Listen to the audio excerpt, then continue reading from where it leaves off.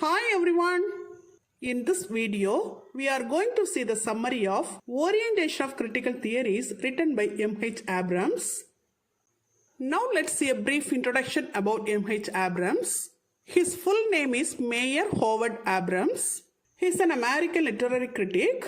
He was born on July 23, 1912 in Long Branch, New Jersey, US. He was educated at Harvard University and Magdalen College, Cambridge. In 1962, he joined the general editor of the Norton Anthology of English Literature. In 1953, he published a book titled The Mirror and the Lamp. In 1998, the Modern Library ranked The Mirror and the Lamp one of the 100 greatest English language nonfiction books of the 20th century. In 1945, he became a professor at Cornell University. In 1963, he was elected a Fellow of the American Academy of Arts and Sciences. In 1973, he was elected as a member of the American Philosophical Society. He died on April 21, 2015 in Ithaca, New York, United States at the age of 102. Now let's see his orientation of critical theories. The orientation of critical theories is the first chapter of the book, The Mirror and the Lamp. It is an introduction to modern criticism. Before Romantics, literature was like a mirror reflecting or imitating the real world. And after Romantics, literature was like a lamp to illuminate the world. From Plato until the late 18th century, the artist was thought to play a backseat role in the creation of art. He was regarded as no more than a mirror reflecting nature, either as it exists or as it is perfected or enhanced through the mirror. This artist as mirror conception remained dominant until the advent of the Romantic era. With the advent of the Romantic era, the artist began to make his transformation from mirror to lamp, a lamp that actively participates in the object it illuminates. The chief tendency of modern criticism is to consider the aesthetic quality in terms of a relation of art to the artist. M.H. Abrams tries to the growth of criticism in the relation of art, artist and audience. According to him, any critical theory consists of four elements with the help of which they comprehend art. Now let's see the four coordinates of art criticism. The four elements of critical theory are work, artist, universe, and audience. To make matters easier, Abrams has arranged the four elements in a convenient triangular pattern with the work of art, the thing to be explained, in the center. The work is the artistic product created by the artist, and the artist is very close to the text. The work is directly or indirectly related to the universe, inclusive of man, material things, events, and ideas. That is, the text speaks about the universe. The audience comes as the final element, that is, the text is read by the audience. Among these four elements, the text or the work is at the center. A text will not have meaning without universe, author, and audience. On this framework of work, artist, universe and audience, M.H. Abrams has spread out various theories for comparison. Now let's see the classification of literary theories. According to M.H. Abrams, literary theory can be divided into four categories. They are Memetic Theory, Pragmatic Theory, Expressive Theory and Objective Theory. Memetic theory is the imitation of the universe. It focuses on the relationship between text and the universe. Pragmatic theory is the impact created on the readers. It focuses on the relationship between text and the audience. Expressive theory is about author's inner feelings. It focuses on the relationship between the text and the author. The objective theory sees text as an object. It focuses on the analysis of the text in isolation. It breaks all relationships of the text. In short, memetic theory emphasizes the universe, pragmatic theory emphasizes the audience, expressive theory emphasizes the poet, and the objective theory emphasizes the poem. That is, it sees poem as an object. Now let's see the memetic theory in detail. Memetic theory forms the oldest and the most primitive of the four categories. The Greek word memesis means imitation. This theory considers literature as an art of imitating the world. Artist is an imitator of aspects of the observable universe. In the Republic, Plato divides his universe into three realms. They are the realm of ideas, the realm of particulars, and the realm of reflections of particulars. The realm of ideas is the ultimate truth. It cannot be seen but felt. The realm of particulars is imitated and becomes artificial. And the realm of reflections of particulars is art and other shadows. It is imitation of an already imitated. It is the lowest ranking of the three realms. Socrates agreed with Plato's idea of imitation. He too ranked the third realm, the mimetic art, at the bottom. He proposes three beds. They are the bed 1, bed of the gods or ideal truth, bed 2, bed of the carpenter, and bed 3, bed of the painter. Bed 1 is the bed of gods. It is the bed of ideas or ideal truth. It cannot be seen but felt. Bed 2 is bed of the carpenter. It is the bed of realm of particulars, a physical bed. Bed 3 is bed of the painter. It is painted by artist. It is the representation of the ideal bed. It is twice removed from the ideal bed or reality. It is the most untrue of the three beds. Aristotle points out that the value of bed 3, that is the bed of painter, is not dependent upon its relation to bed 1, that is the bed of gods or ideal truth. According to him, art is an imitation of an already imitated world. Art is independent and twice removed from the truth, and art is nothing but imitation. Aristotle frees the text from its relation to the universe, but Plato and Socrates bound it. Aristotle acknowledges the text imitative relation to the universe. He shows that it is the manner of imitation and not the relation to truth which is important in art.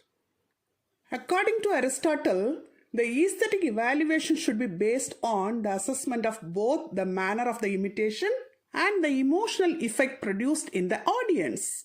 Memetic theory was popular until the 18th century. The next one is Pragmatic Theory.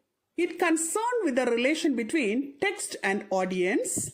It concentrates on its result, that is, the reader's response is final. Much of its terminology is borrowed from ancient rhetoric. Here, the poet deliberately uses mimesis to achieve certain effects in the reader.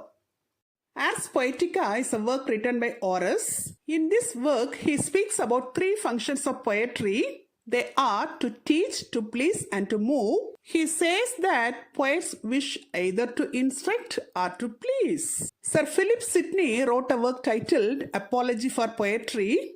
In this work, Sidney argues that poets differ from historians.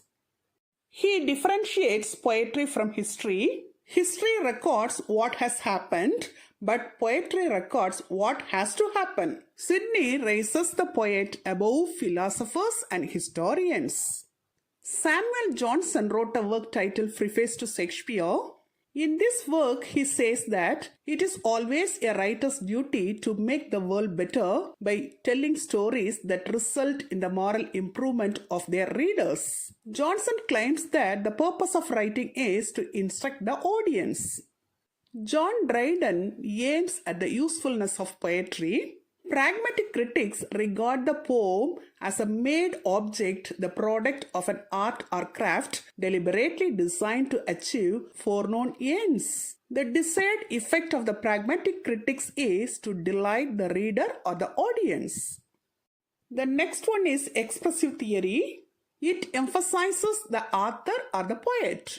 In 1800, the mimetic and pragmatic theories were replaced by the expressive view of art. The primary duty of the artist was to externalize the internal and make one's inner life the primary subject of art. This theory expresses the inner feeling of the author as an external one. It aims at the relationship between the work and the artist. Here, the personal life of the author is universalized. In the expressive orientation, the poet moves into the center of the scheme. After the publication of Wordsworth's preface to lyrical ballads in 1800, the expressive orientation began to surface. Wordsworth wrote that poetry is the spontaneous overflow of powerful feelings. In this view, the source of the poem is no longer the external world but the poet himself, and the subject matter of the poem is the poet's feelings. According to John Stuart Mill, poetry is feeling confessing itself to itself in moments of solitude. This theory emphasizes the power of the poet's mind. Here, a work of art is an external manifestation of internal thoughts and feelings of an artist or author. This theory evaluates poetry whether the diction and figures of speech are natural outcome of the poet's emotions or a deliberate effort. The lamb becomes the symbol of literature as author's life becomes the subject matter. This theory tries to answer the questions of sincerity and authenticity of poetry. Here, the work of art is viewed as an insight to the poet's mind. Expressive criticism led to an interest in the author's biography and psychology. To understand the poem, one must psychoanalyze the author and know all the secrets of his biography. The real elements of any work of fiction are the elements of the author's personality. The last one is objective theory. It emphasizes the poem itself, that is, the poem as an object.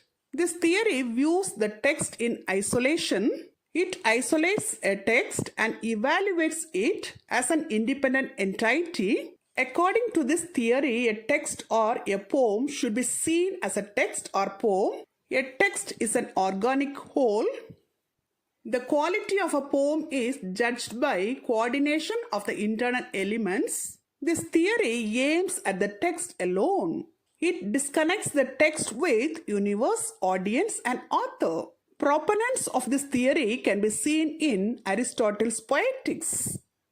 In Poetics, tragedy is regarded as an object in itself, where the internal elements of the work like plot, character, thought, diction, melody, and spectacle are working together in perfect unison to produce in the audience a catharsis of pity and fear. According to Aristotle, these internal elements are inherent in the work itself and they work together cohesively. Two models of poetry are discussed by M.H. Abrams under this subjective theory. They are heterocosmic model and contemplation model. In the heterocosmic model, each work constitutes a unique, coherent, and autonomous world. And in contemplation model, each work is a self-sufficient object that is contemplated disinterestedly for its own sake. In the mid-19th century, a new movement called Art for Art's Sake was started in France. Here, a poem functions independently and according to its own set of rules. A poem becomes its own world, a distinctive universe of discourse. This objective theory paved the way for Russian formalists and French structuralists. To conclude, the memetic and the pragmatic theories see literature as having a purpose. The critic's job in this case is to identify the purpose and judge whether the aim of the poem has been achieved. The expressive and the objective theories see literature as something to be appreciated, contemplated, and observed. The critic's job is to examine it carefully and judge it not with reference to the real world or to its effect on the reader or audience, but strictly on its own terms as established by the poem itself. Till now, in this video, we have seen the summary of the orientation of critical theories written by M.H. Abrams. Hope you would have understood it very clearly. Thank you for listening.